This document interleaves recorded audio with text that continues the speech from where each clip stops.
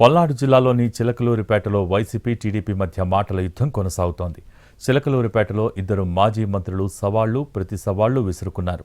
అక్రమ కేసులు పెడితే ఏం జరుగుతుందో చూస్తారని మాజీ మంత్రి విడుదల రజని హెచ్చరించారు. అయితే దీనికి అంతే స్థాయిలో కౌంటర్ ఇచ్చారు మాజీ మంత్రి ప్రత్తిపాటి పుల్లారావు. ఇక్కడున్న చాలా మందికి తెలుసు, మా మామగారు 80 సంవత్సరాల వయసు కన్నా పెద్దోడండి. ఆ వయసులో ఉన్నటువంటి పెద్ద మనిషి మీద కూడా కేసు కట్టించాడు ఈ ఎమ్మెల్యే పుల్లారావు. నా మరిది ఫారిన్ సిటిజన్, ఫారిన్ లో వ్యాపారాలు చేసుకుంటే నా మరిది మీద కేసు కట్టించాడు ఈ ఎమ్మెల్యే పుల్లారావు.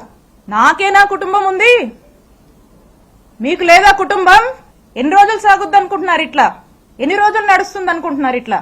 మీకు ఒక్కటే చెప్పాలనుకుంటున్నా, ఈరోజు నా కుటుంబాన్ని, మా వైఎస్ఆర్ కాంగ్రెస్ పార్టీ నాయకుల్ని, కార్యకర్తల్ని మీరు ఇబ్బంది పెడతా ఉన్నారు.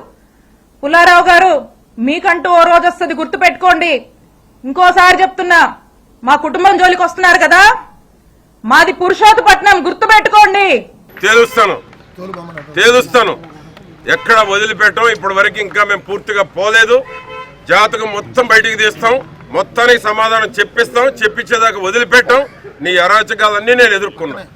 దేనికైనా రెడీ. మేము తప్పు చేయని వాళ్ళు, మేము తప్పులు చేసి అరాచకాలు చేసి అవినీతికి పాల్పడి ఎక్కడుంటావో తెలియని పరిస్థితుల్లో ఉండి పురుషోత్తపట్నంలో అని మా ఊరు అని గొప్పగా చెప్పుకుంటా ఉన్నాం. పురుషోత్తపట్నం అని పేరు చెప్పే అర్హత కూడా లేదు. నీ మీద కేసు పెట్టగానే వచ్చిందా? 7 నెలలు ఏమైపోయావు? 7 నెలలు ఏమైపోయావు నేను అడుగుతా ఉన్నాను.